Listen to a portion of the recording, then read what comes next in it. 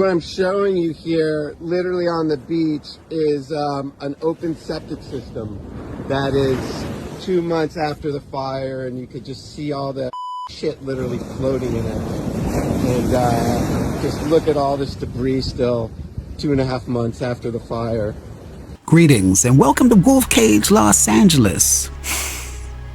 Let's be honest, California is one of the most beautiful places on earth. We've got the weather, we've got the coastline, we've got the mountains, we've got the cultural mix, we've got the energy. To me, it's not just a state. California is a lifestyle, but that beauty is exactly what makes it so vulnerable to deep political corruption. You see, politicians here know something that's very simple. Everybody should kind of know this too. People will do anything to live in a place like this. They'll put up with high prices. They'll put up with rising crime, collapsing infrastructure, just for the chance to live near the beach or under the illusion of Hollywood glamour. And politicians, they exploit that. They're not just here to make a living. No, they too are here to become wealthy. They too want to be powerful. They too want to be famous. Let's get something straight when it comes to the media and the type of stuff that you hear coming out of Hollywood in regards to California. The average Californian is being flooded with propaganda. It's nonstop. It's a well-oiled PR machine. This is Hollywood, for God's sakes. These politicians are presented as if they are heroes for some reason. They make them seem noble, like they're righteous, like they care. But that's the trick. Behind the camera smiles and the pre-scripted sound bites is a whole other story, because the truth is, they don't care about you. They don't care about me. They care about themselves, their careers, their status, their class. And if you actually stop and pay attention, you'll see it. It's obvious. You'll see the game. Let's just take illegal immigration, for example. Some think it's about compassion. It is not about compassion. It's about control. It's about money. It's about power. Illegal immigration has become one of the biggest money laundering schemes in modern politics. Taxpayer money gets funneled into services and programs that are never audited, never questioned, and always expanding. And who benefits? Not me, not you. Politicians do. Corporations do. The elite donors do. Not the working class citizen just trying to survive. You see, some of these things I would think would be obvious, because they're quite simple if you really pay attention. By creating a permanent underclass of low-paid workers who depend on the system, these politicians ensure permanent votes and permanent control. Without that strategy, nobody in their right mind would vote for these liberal policies, because unless you're ultra-wealthy, unless you're living behind gates in Malibu or Montecito, voting for these people, in my opinion, is insane. Just look around. There's trash everywhere in the streets. Homelessness, homeless encampments on every block, crime in neighborhoods that once were safe. And the people making these decisions, they live nowhere near this reality. They live in a completely different world, guarded, filtered, and protected from the chaos they created. So today we're going to get into some clips. We're going to try to break a little bit of it down, expose what they don't want you to see, and say what they don't want you to hear. I am Wolf Cage, reporting live from Los Angeles, and this is Wolf Cage, Los Angeles. Let's go.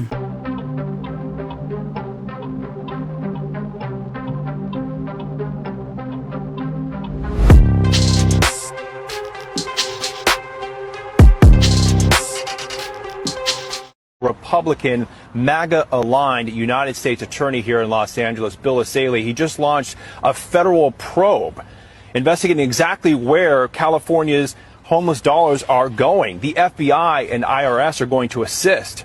Asaley estimates $24 billion in homeless funding statewide over the past 5 years, much of that spent here in Southern California. We will get to the bottom of it, and if we find that any federal laws are violated, we will arrest and prosecute those individuals involved.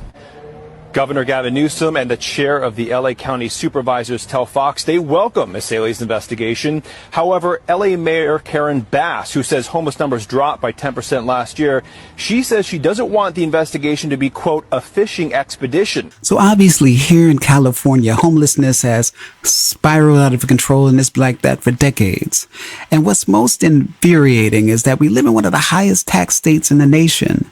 From personal income to gas to business and sales taxes, we're taxed at every turn. So the question is, where is all of this money going? We're not just witnessing mismanagement. No, this looks like something much darker.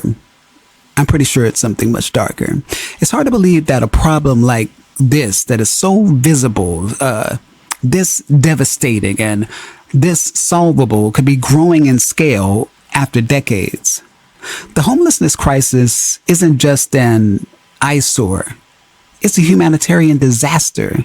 And I believe a money laundering operation is hiding in plain sight, but that's just my opinion. Let's break it down. Since 2018, California has spent over $20 billion on homelessness programs.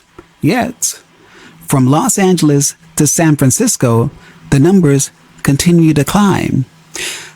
According to HUD's 2023 report, over 181,000 people are homeless in California. That's more than 30% of the entire U.S. population.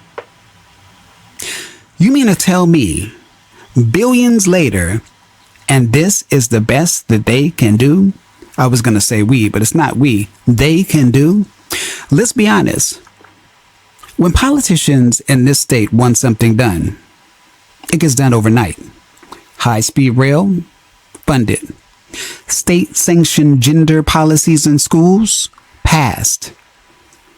But clean streets, fixed roads, safe neighborhoods, crickets. Total silence. They disappear like ghosts when it comes to actually serving the working taxpayer. And it's not just the liberal establishment.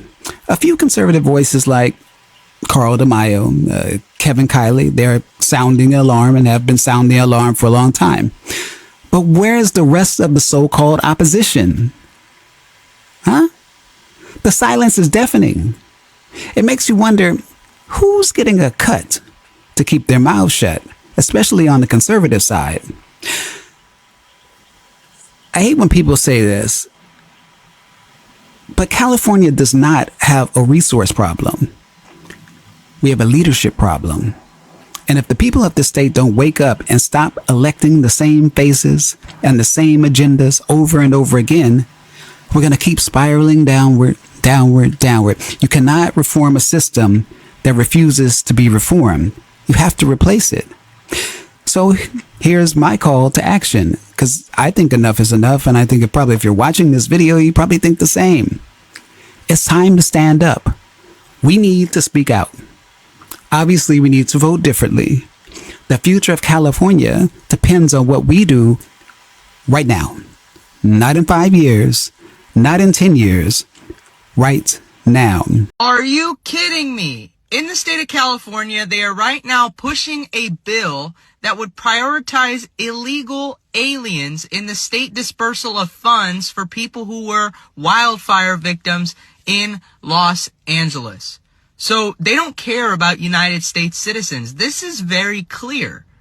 So here's Gavin Newsom going after Donald Trump on his tariffs, yet his people down in the state legislature are going to make sure that if you're a U.S. citizen, you are left disenfranchised. You are left without a home. LA is hardly permitting any reconstruction right now. They've issued like 4 permits since that fire happened. It's pathetic. And then you guys protect women beaters. And I say women because it's plural. There are a lot of illegal aliens who probably beat their wives, like Abrego Garcia. who is currently in El Salvador, and you're sending a senator to go and rescue him. So you guys go and rescue illegal aliens first, before the American citizen, during any disaster, any trouble, when they're an arrestee, when they're a criminal. You guys just don't give a damn, do you? And then you wonder why the American people want to deport all 12 million illegal aliens. It's because they get the priority. And look at the output that the American people, all the work that they're putting in. Ridiculous. Isn't it interesting? The Democrats, the liberals, they've done a spectacular job at confusing the American people, masterfully manipulating the narrative to make it seem like they're the good guys, while labeling anyone who actually fights for the taxpayer as dangerous, extreme, or worse, evil. It's psychological warfare. And the media and Hollywood, they're the soldiers. They're the puppets. You'll never see everyday working class Americans with conservative values on mainstream television unless it's to mock or demonize them. Have you noticed that? And if someone slips through the cracks, like me, they're immediately attacked, immediately discredited, and buried beneath hit pieces and smear campaigns. I wonder why that doesn't sound or seem strange to everyone. Meanwhile, liberal politicians are painted as saviors. They're given TV shows, they're given movies, awards, even book deals. They speak in vague promises about equality and equity and justice, but in reality, they're just using these talking points to justify massive spending projects that only benefit their donors and lobbyists. It's not governance. It's money laundering in the name of activism. Just look at what's happening here in California. We had raging wildfires just months ago. Entire communities displaced, livelihoods destroyed, and now silence. It's like it never happened. Why? Because the politicians already have plans for that land. Plans that do not include rebuilding for the families who lost everything.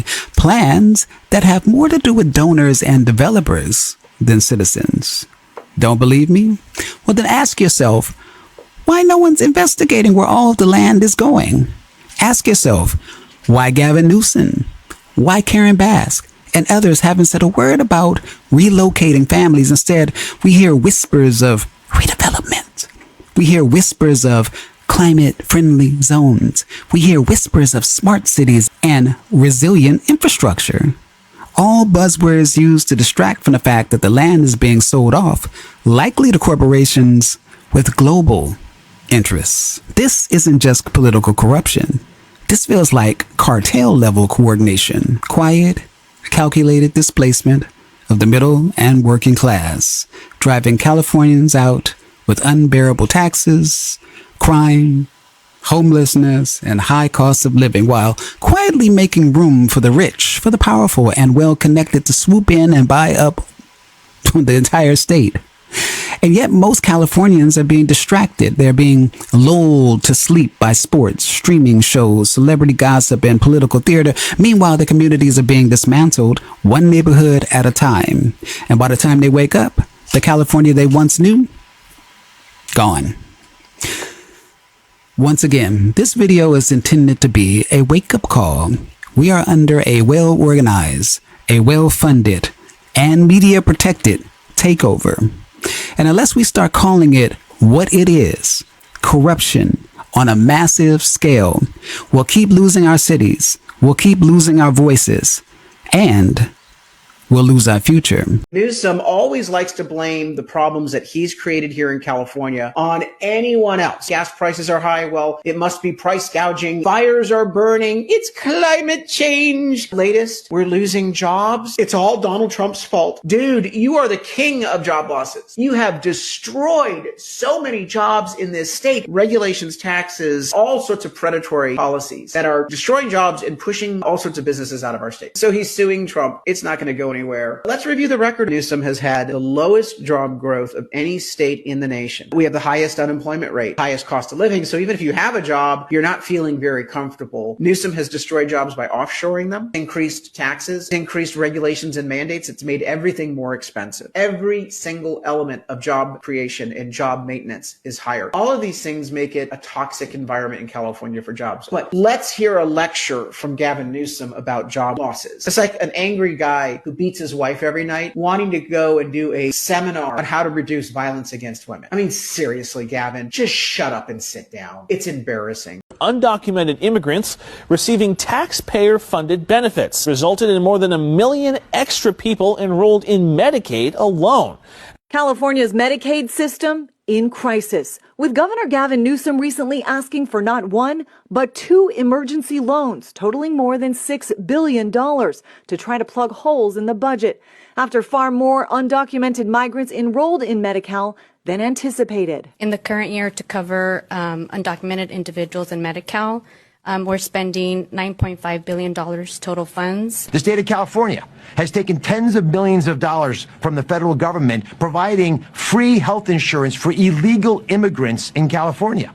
We're going to get that money back. A similar crisis in New York, where immigrant enrollment in emergency Medicaid has surpassed 480,000 people. As Elon Musk and his Department of Government Efficiency team insist, they've discovered at least 1.3 million illegal migrants have Medicaid. Doge working to make massive cuts. In 21, you see 270,000 people, goes all the way to 2.1 million in 24. These are non-citizens that are getting Social Security numbers. Supporters of providing those benefits say it helps protect the entire community when undocumented immigrants are able to stay healthy.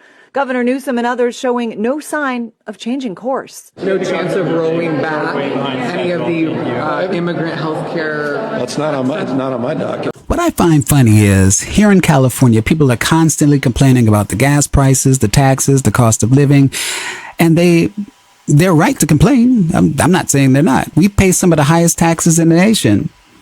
And for what? As I always say, the roads are still a disaster. Crime is still rising. Homelessness is still out of control. And yet, every time you look up, all you see is a new committee, a new study, a new round of planning, but nothing actually ever gets done. But here's the kicker. From the perspective of the politicians, that's not a problem. It's the plan. Because all those endless studies, all those task forces, all those advisory boards, they're just a way to funnel taxpayer money into their political networks. They're making money by spending your money without ever solving a single problem. That doesn't bother you? So my question is, why don't the people stand up? Why don't the taxpayers rise up and demand accountability? We're the ones footing the bill, yet we're treated like a nuisance instead of the boss. We elect these people. We pay their salaries, but we've been conditioned to feel powerless. And it's now time to snap out of the trance. Let's talk about priorities real quick.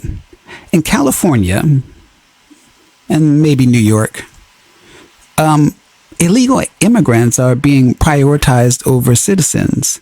That's not speculation. That is a fact. Why? Because it benefits the political machine. Not only do they expect their votes eventually through various legal and illegal means, but it also keeps wages down. It also provides cheap labor to big corporations while citizens are stuck begging for a livable wage. There are people being paid under the table. We do know that. And politicians are turning a blind eye because it keeps the whole system moving. As I said before, it's not about compassion. It has never been about inclusion. It's about profit. A broken system is profitable for them. No reason to fix it. And as long as we don't say anything or do anything about it, they surely won't fix it. So again, the real question is, when will people wake up? When will the everyday, hardworking, tax-paying, Californians say enough is enough. When do we stop settling for potholes? When do we stop settling for rampant crime and chaos while the political class, lives like royalty off of our backs? When? The truth is, nothing will change until we change, until we demand better, until we stop voting for the same people pushing the same broken promises. California is ours, not theirs. It's time we start acting like it. America, tell me if this makes sense to you. The governor of California, Gavin Newsom, has a net worth of $42 million. He owns $9 million mansion. Can you guess what his salary is? What he makes every year? He makes $124,000. So how is he able to get a net worth of $42 million? How is he able to afford a $9 million mansion? Well, guess what? Let's do some math, all right? Take $42 million divided by $124,000. Guess how much that is? It would take him 339 years to get 42 million. Yes, when you do the math. So how is he able to get that? Also, when you look at it, he spent $24 billion fighting homelessness in California. And guess what? That money disappeared. It went to poof, thin air. Nobody knows where that money went. And nobody's investigating Gavin Newsom. So America, my questions that I have for you are, question number one, how is Gavin Newsom, as the governor of California, able to get the net worth of $42 million? How is he able to afford a $9 million mansion? And number three, where did that $24 billion they spent the last 5 years fighting homelessness, where did that go? Because homelessness increased by 30,000. And when you do the math, his net worth is $42 million divided by 124,000. It would take him 339 years to get to $42 million. So do the math. So America, should Gavin Newsom be investigated? Should Gavin Newsom be held accountable for all the corruption he's doing in California? But nobody's talking about Gavin Newsom. And guess what, America? He is running for president 2028. He's going to be the front runner for the Democratic Party. And if he wins, it'd be the end of America. If you want to see what America will look like, look at the state of California. I just want you to look at the state of California. All right? You were pretty strict with the lockdowns here. You found a way to allow the motion picture industry and the sort of the movie industry to get back to work. But you didn't allow people to grieve together at funerals. Here you prioritize this industry, but you were tougher on those that just wanted to go worship. We didn't know what we didn't know, and it was hardly it was we. We've evolved. We didn't know what we didn't know. We're experts in hindsight. We're all geniuses. But think about what you ended up collectively prioritizing. You're prioritizing industry, one specific one, but then didn't prioritize maybe ones whose maybe values you didn't connect with. I don't think it's a binary. There was iterations within that theme. Well, that's it for today. But let's be real, we've got a lot of work to do here in California. As citizens, we have a responsibility to save this state.